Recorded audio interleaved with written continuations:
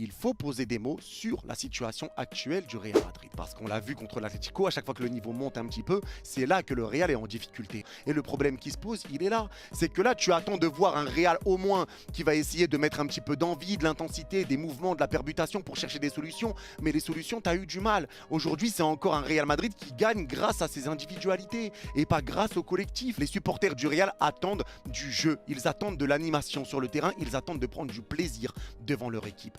Et aujourd'hui, ça a été compliqué. Tu avais un Arda Güler qui n'apportait rien et qui galérait dans le match, et un Tchouaméni qui servait strictement à rien, puisque c'était un bloc bas de Villarreal. Dans ce genre de match-là, pour moi, Tchouaméni ne sert pas à grand-chose. Et là où j'ai encore des questions que je pose avec ce Real Madrid, c'est que quand le Real affronte des joueurs bons offensivement, à partir de ce moment-là, tu sentais que la défense du Real n'était pas au mieux. Alors c'est solide hein, à la vitesse, dans les ballons en profondeur pour récupérer, mais dans les duels, dans toute autre chose, c'est un petit peu dur. Donc là, tu arrives sur une défense qui peut avoir du mal en fonction de l'adversité qui est en face d'elle, et tu arrives sur un milieu de terrain qui a toujours pas de cohérence.